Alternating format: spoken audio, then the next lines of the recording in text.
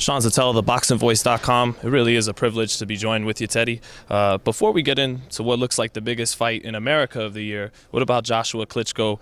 That was the best heavyweight. I'm a young guy, so that was maybe the best heavyweight fight I've ever seen. What did you think? You don't get out enough.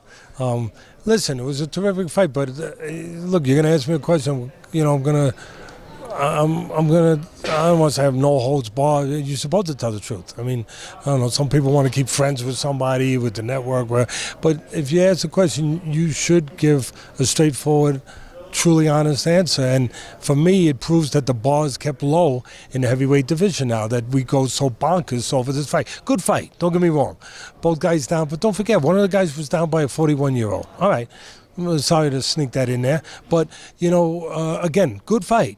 But did we go this crazy back in the 80s when somebody named Ernie Shavers and George Foreman fought and they called it the elevator fight and both guys were up and down? And did we call it the greatest fight of all time or one of the greatest fights? No. Why? Because the bar was set higher. Because we were used to seeing good heavyweight fights. So you guys, everyone, the audience has been out in the desert too long, and now they see a little puddle and they think it's an oasis. Oh my God, look at that. It's Nirvana. It's an oasis. Oh my goodness. No, it's a swimming pool, you know. And listen, this fight was maybe a little better than a swimming pool, but when I hear some of these guys and some of these commentators say the greatest fight of all time, I'm just like, come on, guys. Really, is it because you want it to be on your watch that you're saying that? Or do you really, is that your limitations of boxing history? That it's so limited that is considered one of the greatest of all time. A 41-year-old dropping a 25-year-old. Really? So again, I'm taking nothing away from it. Good fight. You know, all you guys are calling me Grinch out there. Please, good fight. But Thriller Manila, greatest of all time? Come on, no. Let's put it in proper context. Or try to. But again, it does speak to what's there in the heavyweight division and what people think is there in the heavyweight division, that they get so bonkers over, you know, seeing something that resembles what used to be almost regular fare in heavyweight competition. I want to ask you about each man individually. Did you think Klitschko let Joshua off the hook there after he put him down? And what do you think of Anthony Joshua? He looks to be the king of the division for a foreseeable future. Yeah, as far as did Klitschko let him off the hook? Maybe at 41, you know, maybe that's the best he could do. You know, really, he's 41. You know, you tried when you're 41. Or I don't think it no, I'm just saying. Maybe now you have a point. Yeah. But look, I don't have to go into conjecture and go into, you know, guessing and getting in his head. Did he, or just trying to assume? Did he let him? Yeah, he let him off the hook. He let him off the hook. He had him badly hurt, and he definitely did let him off the hook. And part of it is his fundamentals. And stay with me on this. Part of it is, you know, what has made him king has been his ability to control reach and to be able to have a great right hand at the end of that jab. I mean, that's what he made a living on, made a real good career on. But he never went to the body. If he would have had that in his arm, and he don't, I get it.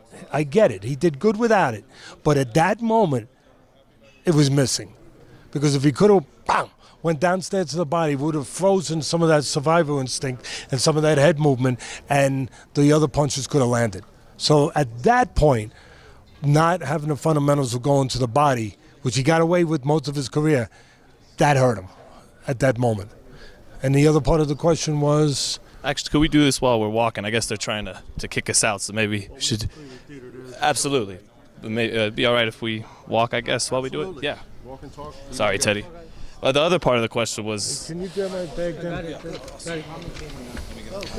So the other part of the question was, what about Anthony Joshua? Did he impress you? Or is that more what you were saying earlier, bar set low kind of thing? No, listen. I'm not going to... Joshua got off the floor. That always impresses me, whether it's Joshua or it's Mishko or it's Jones or it's Bobby Crabtree, or I don't know, put any name you want in there. If a guy gets off the floor after being hurt that badly, that impresses me. What about the technical side? So the heart impressed me.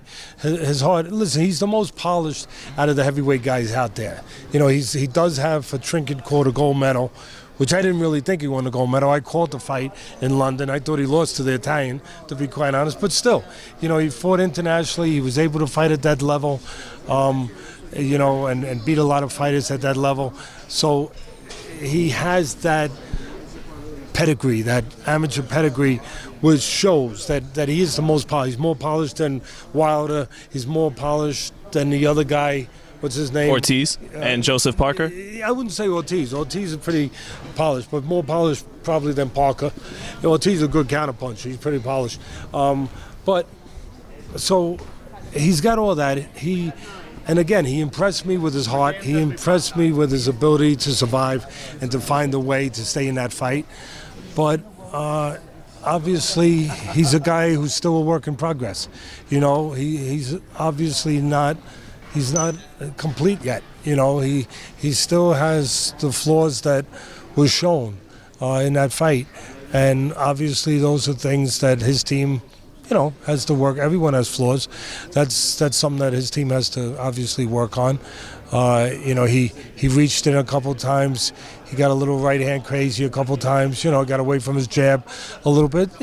Things that can happen. I mean, you hope that this is a growing experience for him, that this fight pulls him together emotionally, mentally, and technically, where he has more belief in himself, and therefore with more belief in himself, he'll be more consistent in some of those areas, like using his jab, which a lot of people don't realize. Maybe he didn't use his jab because he wasn't sure of himself, so he went to the hammer, thinking that's the thing I have to depend on. Now he learned that no, when you feel that way, stay with the jab.